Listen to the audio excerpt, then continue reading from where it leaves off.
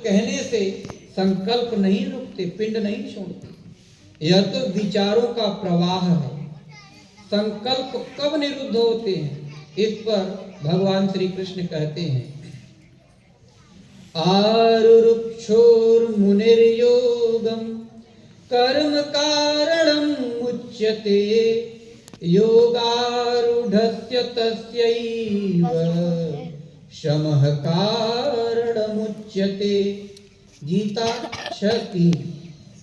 योग में आरूढ़ होने की इच्छा वाले पुरुष को चाहिए कि कर्म करे, आराधना करे। कर्म में भी नियत कर्म करना है। वह कर्म आरंभ हुआ और होते होते इतना उन्नत, इतना सूक्ष्म हो गया कि योगारूढ़ता आ गई, योग की परिपक्वता आ गई। तो इस योगारूढ़ता में शमः कारणम उच्यते। श्रम अर्थात सर्व संकल्पों का अभाव, मन का अचल स्थिति में ठहरना ही कारण है। अर्थात जब तक हम आप क्रिया नहीं करेंगे, क्रिया में उत्थान होते होते योगारूढ़ता नहीं आ जाएगी, तब तक संकल्प पिंड नहीं छोड़ेगी। इसके पूर्व कोई भी सन्यासी नहीं, कोई योगी नहीं होता।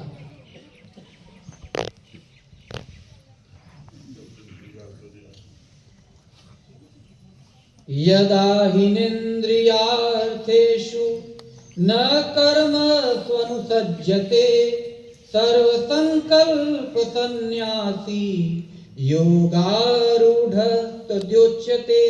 गीता 6:4।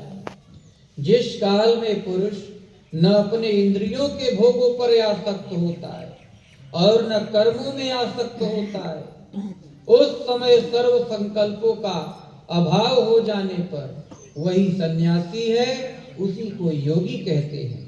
अर्थात भजन नितांत आवश्यक है, किंतु ईश्वर पथ में नकल का इतना बाहुल्य है कि 10 दिन घर छोड़े हुआ 11वें दिन पूर्ण योगी हो गए।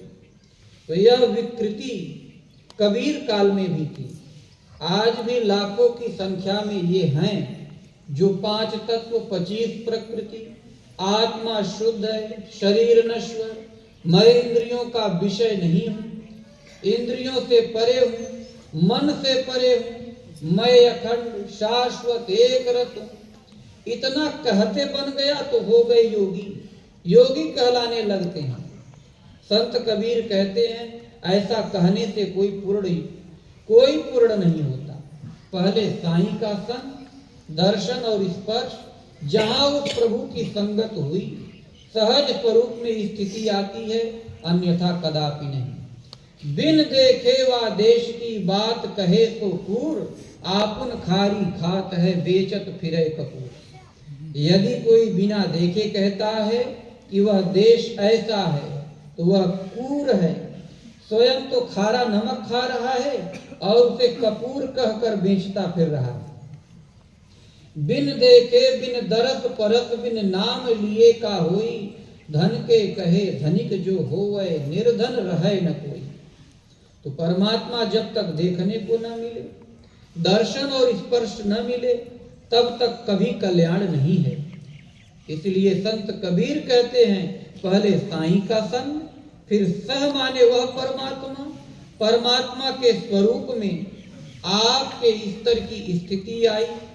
अब वह परमात्मा है कैसा? तो संग न सूती स्वाद न मानी, गयो जोबन सपने की नाई, साईं के संग सासुर आई। तो लोक व्यवहार में देखा जाता है कि शादी विवाह के पश्चात पति पत्नी साथ में रहते हैं, किंतु इस साईं के साथ रहने का अवसर मिला ही नहीं, क्योंकि जहां प्रभु जानने में आए तो जानत तुम्हारी हुई जाए, सेवक सदा के लिए खो जाता है, स्वामी का स्वरूप ही शेष बच रहता है। संग तो तब हो जब वह अलग और हम अलग हो। तो जब तक हम ईश्वर पथ के पथिक थे, तब तक अपनी अवस्थाओं और उससे मिलने वाली अनुभूतियों का स्वाद था, कि प्रभु ने आज हमें ऐसा बताया, यह अनुभव मिला, किंतु जब उसके दर्शन स्पर्श के साथ वही हो गए, उन्हीं के भाव को प्राप्त हो गए, तो कौन किसका आनंद ले। इसलिए वह स्वाद भी समाप्त, गयो जोबन सपने की नाई। साधना के उत्कर्ष का भान, ज्ञान ध्यान की क्षमता, आंतरिक शक्ति, यह सब जवानी स्वप्न जैसा प्रतीत होता है। जैसे हम परमात्मा से कभी भिन्न थे ही नहीं, अलग थे ही नहीं। इसी को कबीर कहते हैं संतोष सहज समाधि भली। यह स्थिति सर्वोपरि है, सम है, आदि है, उसी के साथ रहनी हो गई। उस परमात्म भाव में प्रवेश मिला तो साईं के संग सासुरे आई। सुरा कहते हैं श्वास को, स माने वह परमात्मा सुरा में प्रवाहित हो गया और स्थिति आ गई।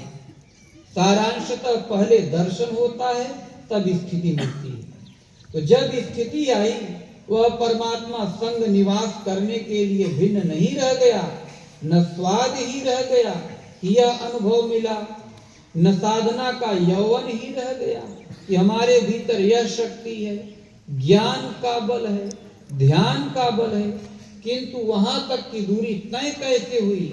तो इस पर कहते हैं, जना 4 मिल लगन शोधाई, जना 5 मिल मंडप छाई। जना 4, बैखरी, मध्यमा, पश्चंती और परा, ये नाम जपने की 4 विधियां।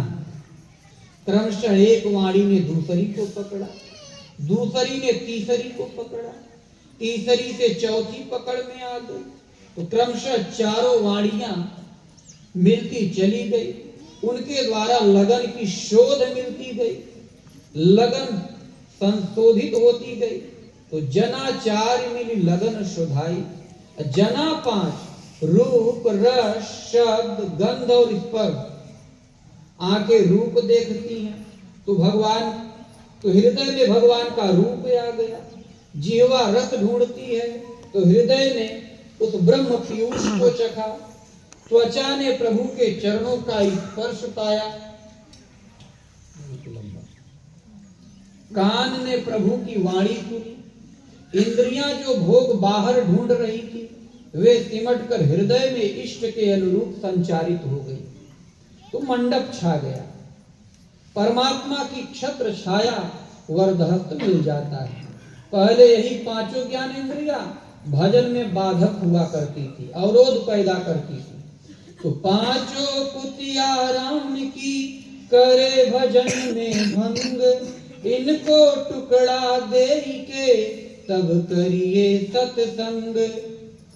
कबीर ने इन 5 ज्ञानेंद्रियों को कुतिया की संज्ञा दी, किंतु जब 5 संयत हो गई, प्रभु के चरणों का स्पर्श पाया, उन्हीं के रूप से संतुष्ट हो गई, उनकी वाणी के लिए लालायित हो गई, मन क्रम वचन से उधर ही लौ लग चली। 5 ज्ञानेंद्रियां साथ देने वाली प्रभु के अनुरूप डल गई, तहां प्रभु की छाया मिल गई, मंडप छा गया। इसके पश्चात सखी सहेलरी मंगल गावे, सुख दुख माते हरदी चढ़ाई। इसके पूर्व इंद्रियां ही साधक की शत्रु थी। तो जब तक संयत नहीं रहती है तो शत्रु ही रहती है। जहां तह इंद्रिन कान्यों, विनय पत्रिका पद संख्या 88।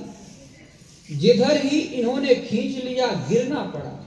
भगवान श्री कृष्ण ने इंद्रियों को बलात् घसीट कर 10 शिव की तरह अपहरता बताया है।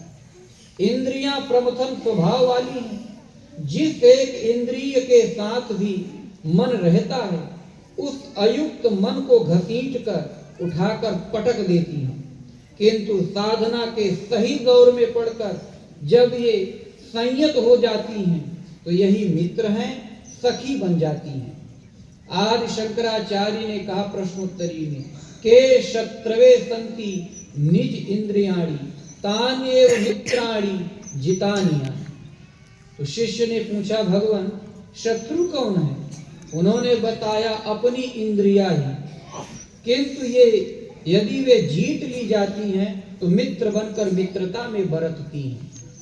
अब जब ये इष्ट के अनुरूप ढल गई तो अब ये सखी हैं, सहेलरी हैं, सहेली हैं, भली प्रकार साथ निर्वाह करने वाली हैं, ये मंगल गान।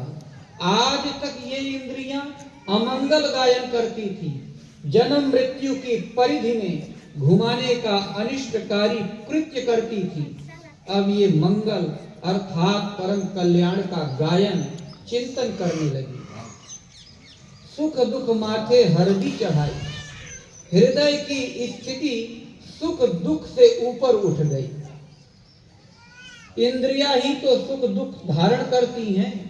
जब वे मंगल गायन में लग गई, यानी भजन में भली प्रकार लग गई, तो सुख दुख का भान ही समाप्त हो गया। अनुकूल वस्तु मिलने पर न प्रसन्नता हो और प्रतिकूलता में कोई दुख प्रतीत न हो, तब समझना चाहिए कि अब साधन ठीक चल रहा है। इंद्रियां सही दिशा में हैं। इसके आगे बंधन छूटने का समय आने पर विघ्न आने लगते हैं। तो नाना रूप पड़ी मन भंवरी, इंद्रियों के संयत हो जाने पर रिद्धियां सिद्धियां मन में भंवर डालने लगती हैं। उनके प्रलोभन में फंसने पर साधक नष्ट हो जाता है। छोरत ग्रंथ जान खगराया, विघ्न अनेक करई तब माया। तो जब माया देखती है कि अब इस जीव का बंधन छूटने वाला है, तो वह अनेक विघ्न उपस्थित कर देती है। रिद्धि सिद्धि प्रेरई बहु भाई, बुद्धि लोभ दिखावहि आई। कल बल छल करि जाहि समीपा, अंचल बात बुझावहि दीपा। रामचरितमानस 7:117, चौपाई संख्या 7 और 8। माया रिद्धियां प्रदान कर देती है, यहाँ तक कि सिद्ध बना देती है। ऐसी अवस्था वाला साधक समीप से निकल भर जाए तो मरणासन्न व्यक्ति की सांस लौट आएगी। श्वास भले ही लौट आए, उसका स्वरूप ही ऐसा है। किंतु जहां साधक ने स्वीकार किया कि यह हमारे माध्यम से हुआ है, वहां माया कार्य कर लेगी। यही मन का भंवर में फंसना है। तो भगवान कभी सिद्ध नहीं बनाते, माया ही थोड़ा चारा फेंक देती है। माया कला करके, छल करके, बलपूर्वक विज्ञान रूपी दीप को बुझा देती है। अंतःकरण के प्रवेश द्वार इंद्रियों के देवता भी विघ्न उपस्थित करते हैं। वे विषय रूपी हवा के झोंकों को देखते ही हृदय के किवाड़ को खोल देते हैं और विज्ञान रूपी दीप बुझ जाता है। ग्रंथि न छूट मिटास प्रकाशा, बुद्धि विकल भई विषय बतासा। बंधन छूटने नहीं पाया और प्रकाश लुप्त हो गया। कुछ दिनों का चमत्कार भी समाप्त हो गया। विषय रूपी वायु से बुद्धि व्याकुल हो गई। इसी को कबीर ने भंवर की संज्ञा दी है। जो रिद्धि सिद्धि मान सम्मान के ऊपर मान सम्मान के रूप में साधक के प्रलोभन हेतु आते हैं। गांठ जोरी भाई पति आई, ईश्वर पथ में भाव ही भाई है। यदि आपका भाव नष्ट हो गया फिर तो कुछ भी नहीं बचा। किंतु यदि इष्ट में भाव से डोरी लगी हुई है तो यद्यपि अवरोध आएंगे, अड़चने आएंगी, फिर भी सब कटते जाएंगे। यदि भाई ने गांठ जोड़ लिया, भाव का बंधन पक्का है, तो इस भंवर से वह पति आई पार लगा देगा। प्रभु विश्वास देते जाते हैं, साधक पतियाने लगता है। वह देखता है कि विघ्न क्षणिक है, शाश्वत तो परमात्मा है। अर्घे देले चली सुहासिन, चौके राण भई संग साईं, साईं के संग सासुर आई। अर्घ पावड़े पूजन समर्पित करते हुए जब तक अधूरी अवस्था थी, विकारों को समाप्त करना और ईश्वर की प्रक्रिया में प्रवेश लेना था, तब तक तो ले चले सुहासिन। प्रभु हर समय साधक को उठाते, बैठाते, चलाते, हर समय भजन कराते, निर्भय कराते ले चलते थे। वे थे और मैं था उनका अनुयायी। यही सौभाग्यशालिनी सुहासिन का चलना है। किंतु चौके राण भई, मन, बुद्धि, चित्त और अहंकार, यह चतुष्टय अंतःकरण, जिसको सूक्ष्म शरीर भी कहते हैं, ये चारों जब कूटस्थ हो गए, स्थिर हो गए, यही कबीर का चौरा है, चौका है। जहां ये स्थिर हुए, अब संकल्प विकल्प करे तो कौन करे। सेवक स्वामी में परिवर्तित हो गया, पति के रूप में दिखाने को कोई अलग बचा ही नहीं। तो क्या प्रियतम समाप्त हो गए? संत कबीर कहते हैं नहीं, संग साईं। जिस प्रभु को ढूंढना था उसको अपनी आत्मा में वह प्राप्त कर लेता है। साईं तो संग में ही हैं। आत्मा और परमात्मा का भेद समाप्त हो गया, वह अभिन्न हो गया। इस चित्त निरोध के साथ मन मिटा, माया मिटी, हंसा बेपरवाह, जाका कछु न चाहिए सोई शाहंशाह। तो मन के निरोध होते ही मन मिट गया, और मन के मिटते ही माया भी मिट गई। मन के ऊपर ही तो आना जाना था, वह धरातल ही समाप्त हो गया। अब माया रुके तो कहाँ रुके। उस अवस्था में हंस अर्थात यह जीवात्मा निर्द्वंद और निश्चिंत हो जाता है, क्योंकि आगे कोई सत्ता ही नहीं रह गई। ऐसा साधक बादशाहों का भी बादशाह है। मन मत मरे न जीवे, जीवहि मरण न होवे, सहज सने ही राम बिन भव पार न पावे कोय। मन का मंथन करना और मर जाना, मन को ऐसा मिटा देना कि वह पुनः जीवित ना हो, फिर वह कभी जीव भाव को प्राप्त नहीं होगा। वह ऐसी स्थिति पा जाएगा, उस जीव की फिर कभी मृत्यु नहीं होगी। किंतु यदि राम में सहज स्नेह हार्दिक लगाव नहीं है, तो यह भव पार जाने वाली अवस्था नहीं मिल सकती। न तो आपको अविनाशी पद मिलेगा, न परमात्मा राम। मन ही बीच में एक रुकावट था, वही निरुद्ध हो गया, तो चौके राण भई। चित्त निरोध के साथ ही परम चेतन परमात्मा का प्रतिबिंब हृदय में आ जाएगा। बाहर कहीं प्रभु रह ही नहीं गया, बाहर कोई दिखावा नहीं, वह हृदय देश में प्रकट हो गए, और मैं भी उसी भाव में स्थित हो गया। अंत में कहते हैं, भयो विवाह चली बिनु दुल्हा, बाट जात समधि समुझाई। ये ऐसा विवाह हुआ कि दुल्हा नहीं है फिर भी चल दी। संबंध तो हुआ लेकिन चली बिन दुल्हा। अलग से हम बताएं कि दुल्हा यह है, तो वहां कोई दुल्हा नहीं है।